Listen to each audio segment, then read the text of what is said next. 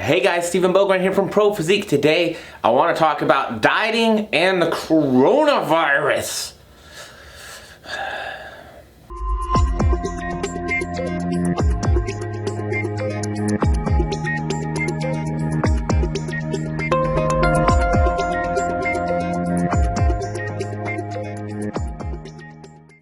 So hey everybody, what's going on? Happy Wednesday? Happy fucking Wednesday, guys. So big bummer that the Arnold Columbus has been canceled. Big news. I don't know if you guys know. Entire expo canceled. All spectators for all of the events canceled. They are still doing finals on Saturday night, I believe, but that is it. That's all they're doing. So really big news for the entire industry, right? This is a huge event, tons of vendors, a lot of visitors, 250,000. And Columbus said, hey, coronavirus, boom, no, sorry guys, we don't want to help spread the disease or increase the risks of transmitting this disease. And so we are going to cancel it. Boom, done. Huge news. Now, I kind of get it, I do, but I'm also disappointed because, hey, I want to see a lot of you guys. But let's talk about this, let's talk about some of the things that are going to be happening and maybe some possible concerns or non-concerns we should have about something like the coronavirus while we're dieting, since season is in order and a lot of people want to exercise, stay healthy, right? The entire idea is stay healthy. Now, for those of us who are healthy, young adults, coronavirus has a very low fatality rate. It's mostly for people who have pre-existing conditions or who are older individuals. So for the vast majority of us, essentially what our concern with coronavirus is, one, spreading it to those individuals, right? That would suck. That'd be kind of a real dick move. And then two, it's really gonna be more flu-like symptoms. So what we're gonna have is respiratory symptoms, those kinds of things, right? Fever, cough, those kind of things are what we're looking at. And what I'm gonna do is I'm gonna go ahead and I'm gonna link the CDC page for the COVID-19 stuff, and that's gonna have that as a resource for you underneath. But if you are healthy, you have no symptoms of being sick, you probably don't need to be wearing masks, you don't need to be doing crazy stuff. It's very simple.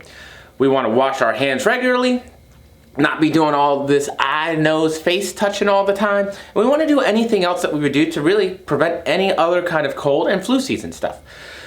Being hygienic, real simple stuff. And so that's going to be the main thing. That's it, right? Other than that, like, hey, a lot of people have already recovered from this. I know that people are really worried because of the rate that it's been spreading, but if you are healthy with no pre-existing conditions, it's probably not going to be the end of the world for you guys. Most people will recover and be just fine.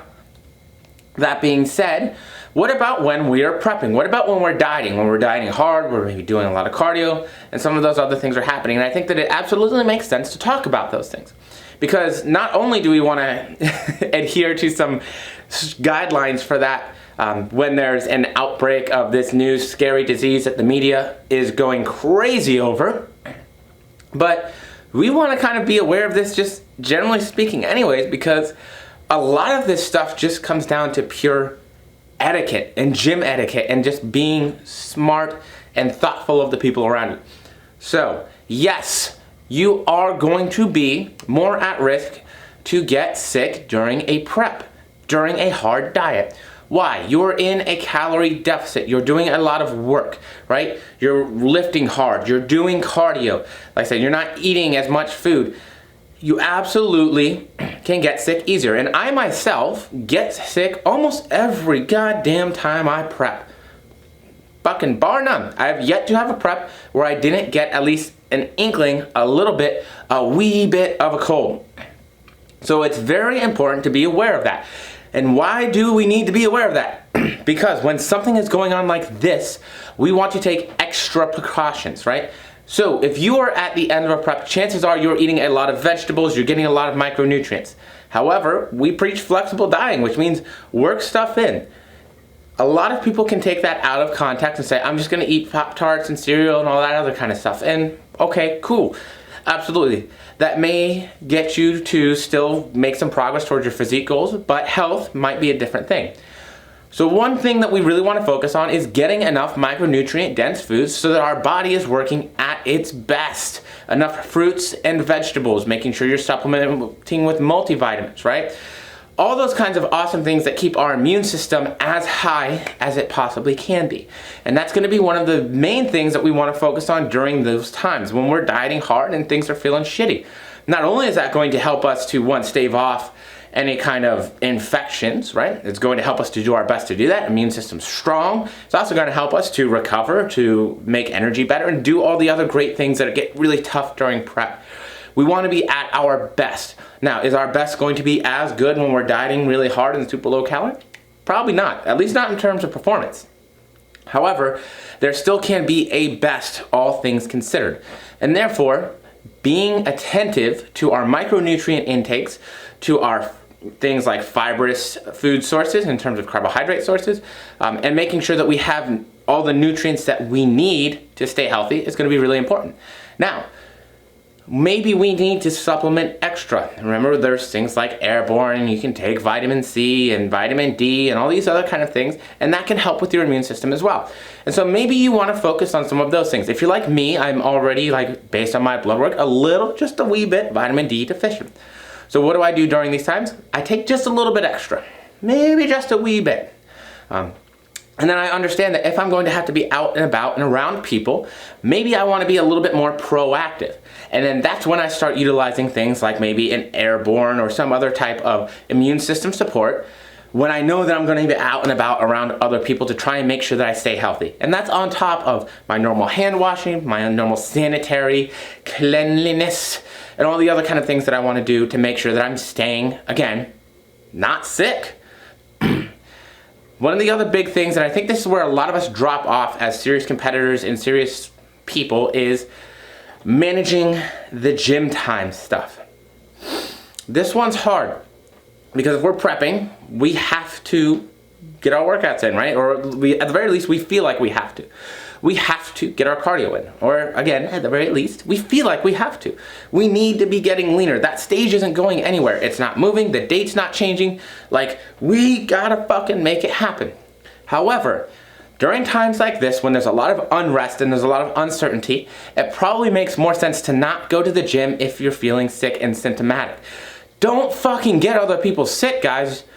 I literally went to the gym over the weekend because I had shit to do, and I went early. And somebody was telling me how they had all been passing this thing around through all the morning people. I was like, why the fuck are you guys even coming into the gym? Stay the fuck home. Because I'm not sick. I don't want to get sick because I'm trying to fucking be healthy coming to the gym.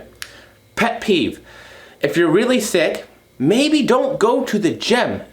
Definitely not during the worst of it. If you feel like you're recovering and you're no longer like going to get anyone else sick, cool beans, guys. I love seeing you there. However, we don't want to risk getting everyone else sick, especially with something like this where they're trying to control the rate of spread. Sometimes it's going to have to make sense to say, you know what? I need to take an off day. I need to rest. I need to do the things that are going to get me better, because even if you are a healthy young adult without any pre-existing conditions, that doesn't mean that everyone that goes to your gym and is going to be there or be around you is the same. We have older individuals at our gyms. We have people with respiratory conditions at our gyms. We have people that are in those high-risk categories that are going to be around us when we go out. And we want to be very aware of that when we're out and about and when we're doing these things, okay? It's just simple using your brain, guys and gals and non-binary peeps. Do what you would appreciate. Man, it's like that golden rule. It always comes back. Just be smart. If you wouldn't appreciate somebody else coming to the gym and getting you sick, let's not be the ones that do that to somebody else. Especially when everything's just kind of panicking and there's so much going on. So guys, like I said, the resource for the CDC, I'm going to go ahead and link it below. But these are just some simple things that we can have in mind in terms of what we need to do with this whole coronavirus going on, and just being smart, safe, and thoughtful of the people around us. So I'm going to leave it right there, guys. I won't get to see any of you at the Arnold this weekend. I'm going to be really bummed out about it. But I hope you all have a wonderful, safe weekend all the same, and I will talk to you soon.